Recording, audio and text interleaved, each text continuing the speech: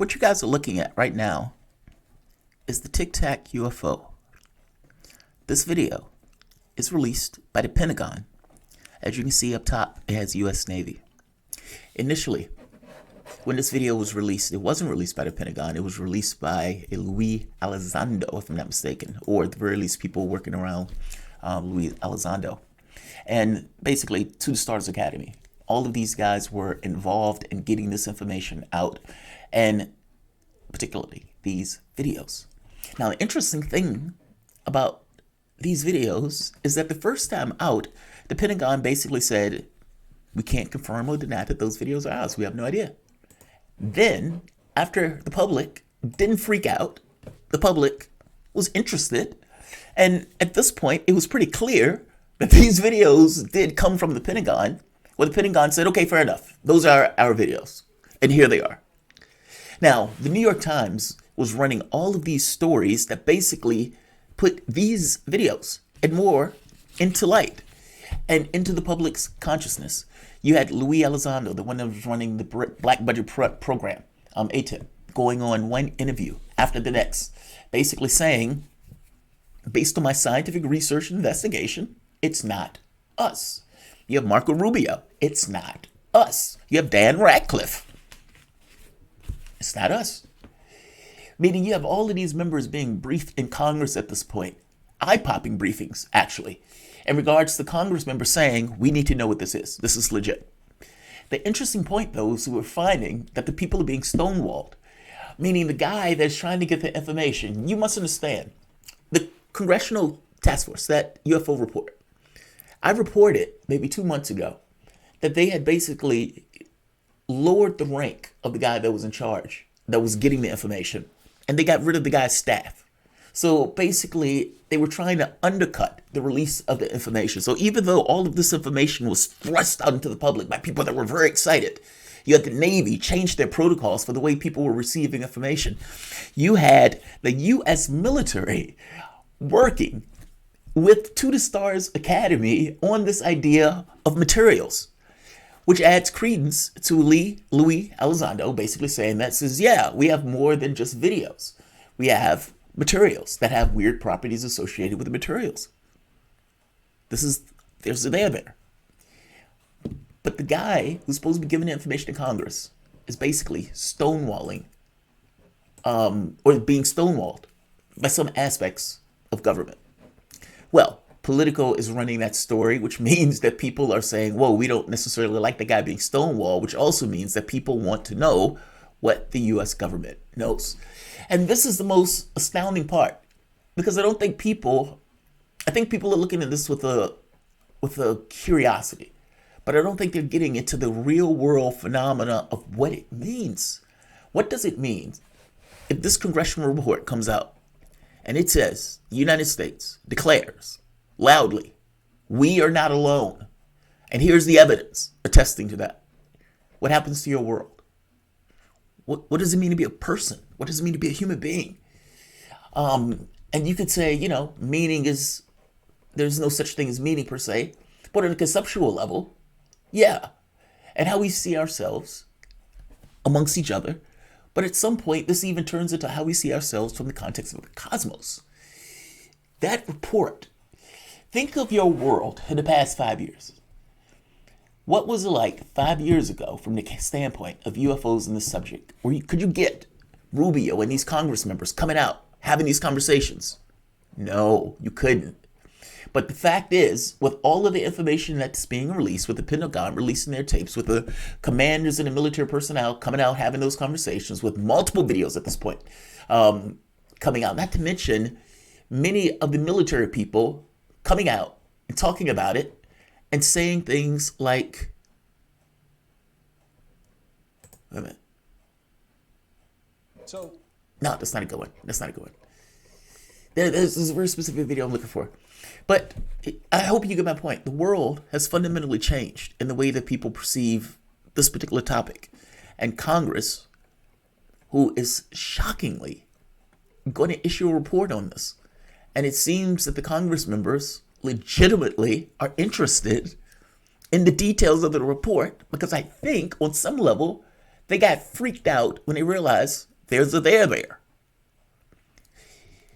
When you're listening to Rubio, or if you're listening to Ratcliffe, they're not talking about this like it's some being or some, species of fish that we don't know. They're talking about this as if it's technology. By who? By who? By who? Oh, it's fascinating. But the point of this particular video is there is military. So there was a military ship, USS Kidd, and there were several other vessels that was nearby the USS Kidd. They were basically swarmed, chased with these, what they call UAVs. They're calling them area vehicles, basically UAVs. And they're saying that, look, these things were flying around the craft. They were doing these complex maneuvers around the craft. Now, keep in mind, these are complex, sophisticated, top-notch military USS destroyers. These things go places and blow shit up. That's their job. And they have all sorts of sophisticated equipment on them to assist them in that particular task of blowing shit up. So when these guys are in a situation where you have these things flying around them and they can't identify what they are, and so they call in the Snoopy team. Now, the Snoopy team is the team that's supposed to be able to figure shit out.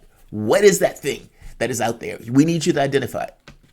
The Snoopy team failed in their task.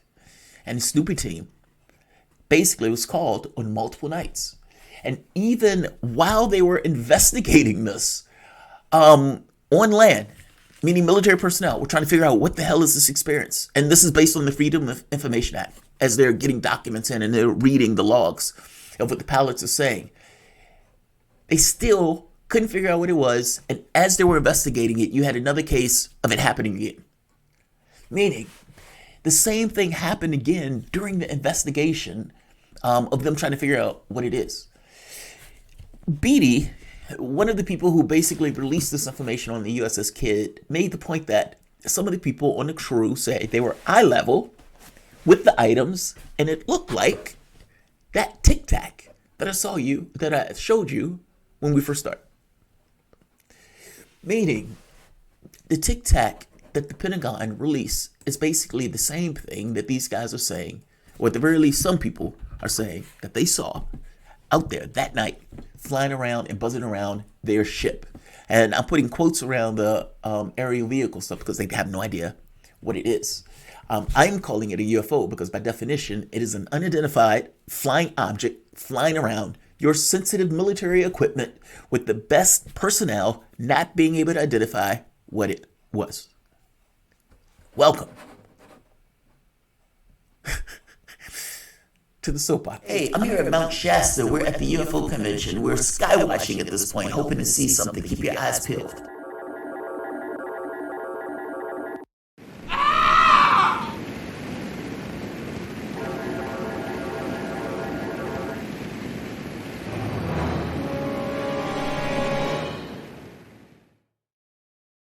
That makes me laugh every time I see that. That is the funniest thing in the world to me. This has been a very long day, so let's talk about some UFOs. This is a fascinating story. And this is one of those stories where it's like, these guys are writing it, and you can tell they are freaked out because they can't tell what it is. I mean, at one point they go radio silence. They go into these methods used to make, prevent in case they were being attacked in some way. They were contacting other ship that were nearby. The other ship could also see them. And in some cases, it was straight ahead overboard, staying in this kind of geostationary orbit over the ship as it moved. In other cases, you had it find the ship in low visibility, late at night, fog, etc. And it finds it with like 1 mile of visibility and just follows it. By definition, it's a UFO. And I'm telling you, this report will most likely be in the Congressional record that is coming up. Just to show you where this is coming from, this is I think it's called the Drive. And I'm not going to go through all of it because this is a long document, but it is a good read, and it is a fascinating read. Because if you put yourself in a headspace that these guys are out there on a military excursion. I think they're out near California. And put yourself in their head.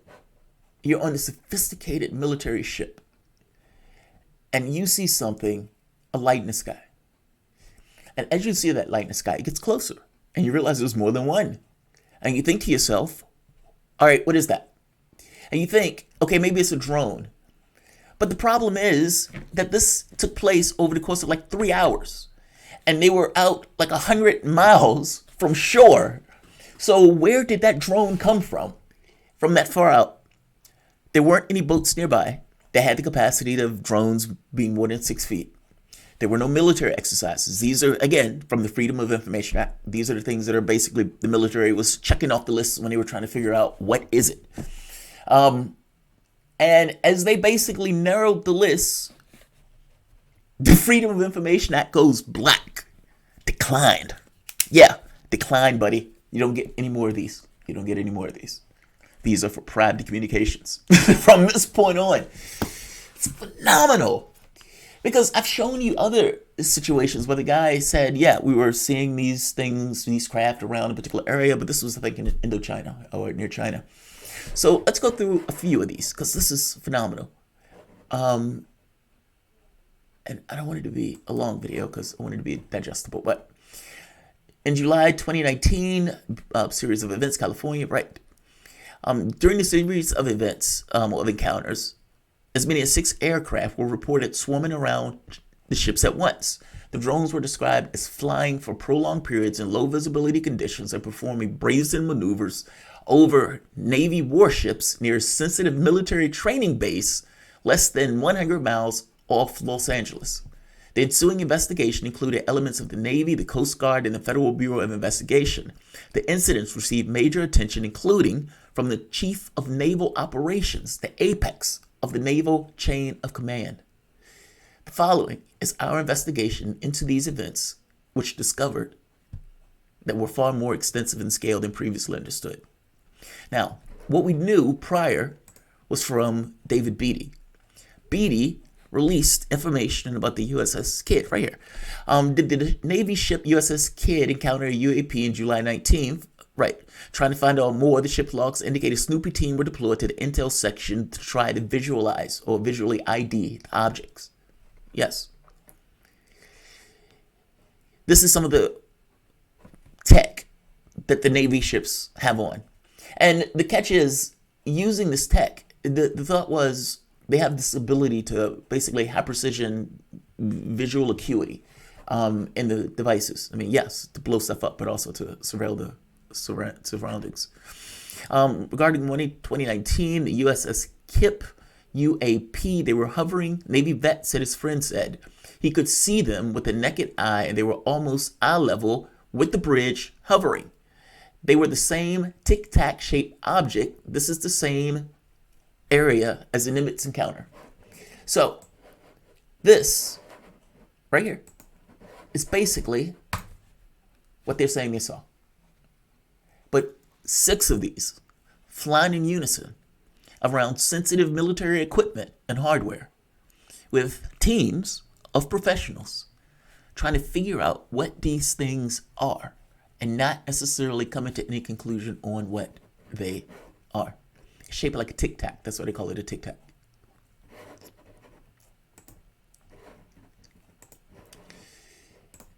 What does Congress do with this, right? What do you do with this?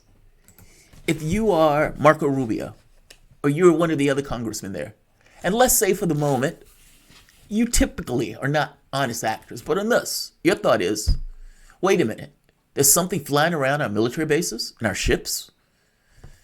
Why aren't we doing something about this? And then you hear, so wait, we can't identify them. They are doing these complex maneuvers that our ships can't replicate. The pilots that are talking to us are telling us basically, well, top classified stuff, but also basically it looks like hardware. It looks like a ship.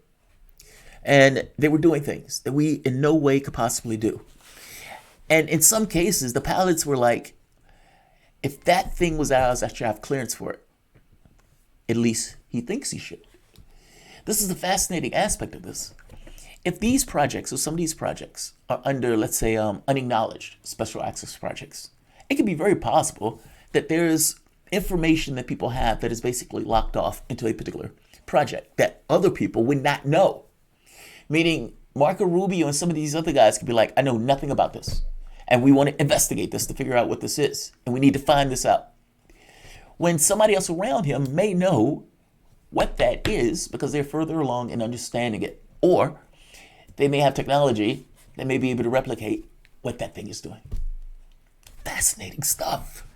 Because at this point, you're getting into black budget stuff. You're getting into classified stuff.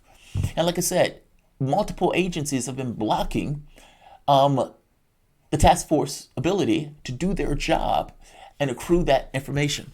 Let's keep going with this one, because this one is still fascinating. So the ship's Freedom of Information Act, it gets very wild. Because if you can put your head in the place of a soldier that's on a boat, and that soldier's on a warship, and while they're on their warship, they see craft in the sky. It's not theirs. It's following them for 3 hours. And it's performing these weird fucking maneuvers and basically no visibility or low visibility surroundings on multiple ships. And even though none of the ships are being attacked, it at the very least looked like the ships were being surveilled with, like I said, it's geostationary orbit above the ship. They're above the bridge. They're like all over the place. And so these guys, on some level, it gets very hectic in the notes that these guys are taking as the stuff is flying back and forth, as they're getting more panicked. It seems like they're getting more panicked, especially when the information is relaying very fast. So as previously reported, 2 drones, typically described as UAVs or unmanned aerial vehicles throughout the logs, were spotted by the Kidd. The ship nautical or otherwise photographic, well, let me flip this over so you guys can see it. Let me blow this up. Let me even blow this up for me. There we are. Good. As previously reported, 2 drones typically described as UAVs or unmanned aerial vehicles throughout the logs were spotted by the Kidd. The ship nautical or otherwise photographic interpretation and exploitation team, Snoopy team, refers to an onboard photographic intelligence team tasked with documenting unknown contacts, events of interest, and other objects of interest on short order. Basically, there's something in the sky, go figure out what it is. Is it an enemy, or is it something we need to blow out the sky, or is it friendly? Or is it a UFO? Is it a UFO? Though the Aegis equipped, I think I'm pronouncing it wrong, Aegis equipped ship like the Kidd has some of the most sophisticated sensors on Earth, sailors equipped with consumer grade camera act as a kind of nimble sporting or spotting an event recording team able to quickly adapt. Basically, these are the guys that figure stuff out in the sky on a short notice. Moments after deciding on July 14th, the USS Kidd entered into a condition of restricted communications designed to enhance operational security, enhance survivability. Why? They're slightly freaked out. All right, what is it? We don't know what it is. Let's take, let's bunker down. Let's get into somewhat of a security setting. Well, they didn't know what it was. So right here, this is noted throughout many of the logs. River City 1, during the events, the ships often engage in emission control designed to minimize the electronic emission profile. Less than 10 minutes after the sighting, the USS Kidd advised the USS Rafael Petra of the situation. The USS Rafael log showed that around 10 p.m. it activated its Snoopy team. They also show reports of additional sightings were coming in from the John Finn. These are 3 ships now that are getting sightings. First part in the logs, the USS John Finn simply reported possible UAV activity and deactivation of the ship's AIS transponder system. In fact, the selective deactivation of the AIS was a challenge for us in reconstructing the ship's position, as we sometimes had to rely on So what they're doing is they're basically using the ships and the orientation of the ships to get a placement of where these ships are on the map at the time that this is taking place. They're trying to have like a forensic analysis of what the ships are seeing, where the ships are seeing it. So let's keep going. Among the more dramatic entries into the logs is the incident from the one below from the USS Rafael describing a white light hovering above the ship's flight deck. The logs reflect that the drone managed to match the destroyer's speed with the craft moving at 16 knots in order to maintain a hovering position over the ship's helicopter landing pad. To further complicate what was already a complex maneuver, the drone was operating in low visibility conditions with less than a nautical mile at night. By this point, the encounter had lasted over 90 minutes, significantly longer than what consumer drones can typically sustain. Now, the catch becomes, well, is it something other than a consumer drone? Meaning, is something hovering over the ship? And if so, what is hovering over the ship? And it's something that the people who are on this craft that are trained to do this, for whatever particular reason, can't do their jobs. Let's keep going. This is just the markup. So the next night, another occurrence is July 15th, 2019. Now, keep in mind, this occurrence is occurring while they are still studying the first one. They don't know what the first one is. They're kind of clearing out what they think it could be. And saying, okay, is it this? Those things are being marked off the list. Everything is off the list. It's unknown. It's unknown. The people there say it looked like a Tic Tac. But it happens again. This time, the USS Raphael was the first to spot the objects and deploys a Snoopy team at 8:39. At 9 p.m., the USS Kidd has spotted the drones and again deploys its Snoopy team. You have 9:20. The USS Kidd simply remarks multiple UAVs around the ship with the word above crossed out. 17 minutes later, the commander has issued man Mark 87 stations. That's not necessarily clear what that means. There's a suspicion that it means the electro-optical director that was a component of the massive infrared optical turret known for the MK-20 electro-optical sighting system located above the bridge. Let's keep going. Basically, that thing. Notice how fast the logs are going. Notice how fast the logs are going. The log above, drones dropping in elevation and apparently moving forward and backward, left and right. Meanwhile, the USS Raphael Petrel received a radio call from a passing cruise ship, the Carnival Imagination, notifying them that the drones are not theirs and that they also see 5 or 6 drones maneuvering nearby. The incident continued into the night with the USS Raphael first recording 2 UAVs and then 4 near the ship. Approaching midnight, the USS Russell reports a final sighting.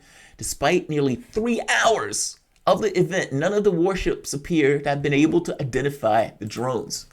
Think about that. A highly specialized team, Snoopies, come out on all of these ships, and they're looking at the objects, and they're like, and they do that for 3 hours straight, just standing there doing that. That's what they're trained to do. 3 hours. And in their logs, we don't know what that UAV is. We don't know what that UAV is. We don't know what that drone is. Is it possible that it is unidentified? And by definition, because it is in the sky, it is a flying object. And if the people that are around you, you might not want to say the word, buddy, but it kind of speaks for itself. And if they're saying that it looked like that, is it possible that that the Snoopy team is looking for this? Is that what it is?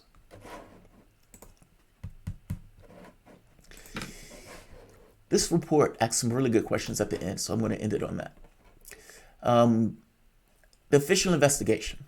By the morning of July 18th, a Navy liaison to the Coast Guard began requesting updates for information on the vessels involved in the sighting, citing higher level visibility. Well, they're basically starting to investigate this, trying to figure out, all right, what is this? And again, I want to make the point. While they're in the process of investigating it, it happens again, and they still can't figure out what it is after 3 hours of this particular event taking place and that Snoopy team being deployed apparently within like 30 minutes. Phenomenal. It appears that the initial focus of their investigation was the ORV, Alguda. An email sent 10 minutes later expressed the need to relay information about the ship to a larger team. By this team, an agent with the Los Angeles office of FBI was included in the email chain. Preliminary information indicated that while the ORV Aguilita did have drones. The capability was limited. Well, I believe they said they could only go for 6 feet. Follow-up email. Again, this is them trying to eliminate what they think it could potentially be. So I'm going to get to the point, because no commercial drone could do it. Whether or not it was a military drone, these people are saying it was not any of theirs, meaning they're basically scratching out theirs. So the questions. It's unclear why anyone would operate drones near a Navy warship in such a brazen manner. And they're making the point of commercially available drones can't go that far or that fast. Furthermore, the drones were able to locate and catch a destroyer traveling 16 knots in conditions with less than 1 nautical mile of visibility. Equally baffling, their operators appear to have coordinated at least 5 to 6 drones simultaneously. Then is the question of line of sight and control method in general, which makes the capability described all that much more puzzling. You can only see a mile in front of you, and yet all 6 of these drones were